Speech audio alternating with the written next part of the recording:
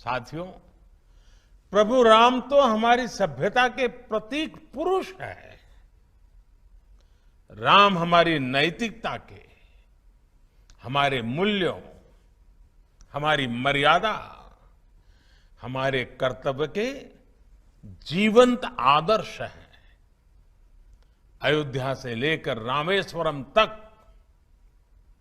राम भारत के कण कण में समाये हुए हैं। भगवान राम के आशीर्वाद से आज जिस तेज गति से भव्य राम मंदिर का निर्माण हो रहा है, उसकी तस्वीरें पूरे देश को रोमांचित कर रही है। ये अपनी विरासत पर गर्व, इसकी पुनः प्रतिष्ठा भी है और विकास का नया अध्याय भी है। आज मुझे लता दीदी का गाया वो भजन भी याद आ रहा है। मन की अयोध्या तब तक सूनी जब तक राम न आए। अयोध्या के भव्य मंदिर में श्री राम आने वाले हैं और उससे पहले करोड़ों लोगों में राम नाम की प्राण प्रतिष्ठा करने वाली लता दीदी का नाम अयोध्या शहर के साथ हमेशा के लिए स्थापित हो गया है। वहीं रामचरित मानस में कहा गया है, राम ते अधिक राम कर दासा, अर्थात राम जी के भक्त राम जी के भी पहले आते हैं। संभवतः इसलिए राम मंदिर के भव्य निर्माण के पहले उनकी आराधना करने वाली उनकी भक्त लता दीदी की स्मृति में बनाए चौक भी मंदिर से पहले ही बन गया है। जिस तरह लता दीदी हमेशा नागरिक कर्तव्यों को लेकर बहुत सजग रही, वैसे ही ये चौक भी अयोध्या में रहने वाले लोगों को, अयोध्या आने वाले लोगों को कर्तव्य परायणता की प्रेरणा देगा। ये चौक, ये वीणा अयोध्या के विकास और अयोध्या की प्रेरणा को भी और अधिक गुंजायमान करेगी। लता दीदी के नाम पर बना ये चौक हमारे देश में कला जगत से जुड़े लोगों के लिए भी प्रेरणा स्थली की तरह कार्य करेगा। ये बताएगा कि भारत की जड़ों से जुड़े रहकर आधुनिकता की ओर बढ़ते हुए भारत की कला और संस्कृति को विश्व के कोने कोने तक पहुंचाना, ये भी हमारा कर्तव्य है। नमस्कार। आज हम सबकी श्रद्धेय और स्नेह मूर्ति लता दीदी का जन्मदिन है। आज संयोग से नवरात्रि का तीसरा दिन मां चंद्रघंटा की साधना का पर्व भी है।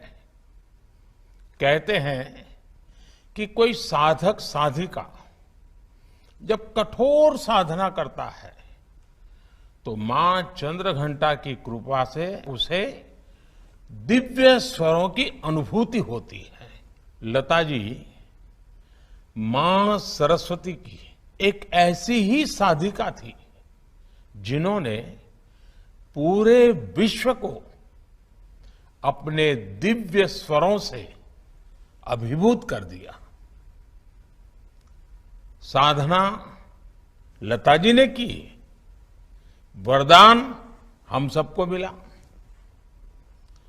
अयोध्या में लता मंगेशकर चौक पर स्थापित की गई मां सरस्वती की ये विशाल वीणा संगीत की उस साधना का प्रतीक बनेगी।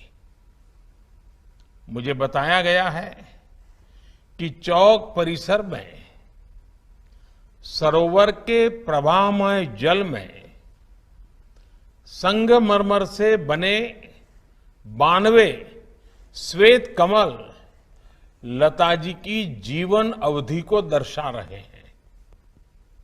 मैं इस अभिनव प्रयास के लिए योगी जी की सरकार का, अयोध्या विकास प्राधिकरण का और अयोध्या की जनता का हृदय से अभिनंदन करता हूं। अयोध्या को संवारने की एक शुरुआत है। आदरणीय प्रधानमंत्री जी ने प्रेरणा दी कि भगवान राम के सबसे अधिक भजन किसने गाए, अपनी सुमधुर आवाज में किसने गाए, तो नाम आया लता जी का, लता दीदी का नाम आया। और लता दीदी की स्मृति में पहला चौक भव्य स्मारक के रूप में भगवान राम के भव्य मंदिर की ओर जाने वाले मुख्य चौराहे का पहला कार्यक्रम इस रूप में, जहां पर कोई भी आएगा लता दीदी की सुमधुर आवाज में भगवान राम के भव्य भजनों को सुनकर के, दिव्य भजनों को सुनकर के वह आलोकित होगा और अंतःकरण से प्रफुल्लित होकर के भगवान राम के प्रति उनके मन में एक स्वतः स्फूर्त श्रद्धा का भाव जागृत होता हुआ दिखाई देगा। और भाइयों बहनों, अयोध्या के आते ही इस प्रकार का एक दर्शन अयोध्या के बारे में उसके मन में एक नई छाप लेकर के जाएगा। ऐसे ही हम लोग हर चौराहे को करें, कहीं पर रामानुजाचार्य जी के नाम पर, कहीं रामानंदाचार्य जी के नाम पर, कहीं पे महर्षि वशिष्ठ जी के नाम पर, कहीं पर महर्षि वाल्मीकि जी के नाम पर, कहीं पर संत तुलसीदास जी के नाम पर, कहीं पर अन्य राम जन्मभूमि आंदोलन से जुड़े हुए पूज्य संतों और महापुरुषों के नाम पर भी उन चौराहों की सुंदरीकरण के साथ साथ इस प्रकार का एक भव्य स्वरूप उन चौराहों का अगर हो जाए तो अयोध्या को संवरने और सजाने में देर नहीं लगेगी।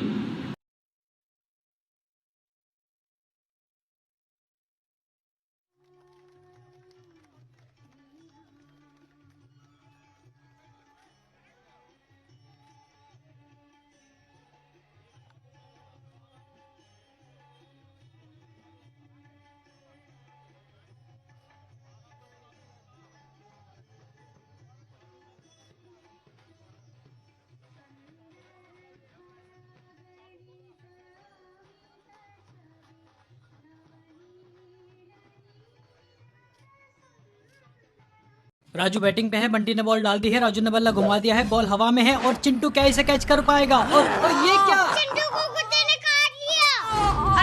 अरे चिंटू, अरे कुत्ते ने ही तो काटा है ना, ठीक हो जाएगा। आंटी आप जानती नहीं कि कुत्ते के काटने से रेबीज नाम की बीमारी हो सकती है जो कि 100% जानलेवा है। अरे हल्दी मिर्ची या तेल लगा लो। नहीं अंकल। ये लो बेटा, इस पर कपड़ा बांध लो। नहीं, इससे केवल नुकसान ही होता है। मास्टर जी तो क्या करूं? आओ बेटे इधर, मैं बताता हूँ क्या करते हैं। जब भी कोई कुत्ता, बिल्ली, बंदर या कोई जानवर काटे या खरोंचे तो सबसे पहले हमें उस घाव को बहते हुए साफ पानी से साबुन लगाकर 15 मिनट तक धोना चाहिए। अब आप इसे तुरंत नजदीकी स्वास्थ्य केंद्र ले जाएं तथा चिकित्सक के परामर्श के बाद रेबीज का संपूर्ण टीकाकरण करवाएं। याद रखें, संपूर्ण टीकाकरण द्वारा ही रेबीज से बचा जा सकता है। राष्ट्रीय रोग नियंत्रण केंद्र, स्वास्थ्य एवं परिवार कल्याण मंत्रालय, भारत सरकार द्वारा जनहित में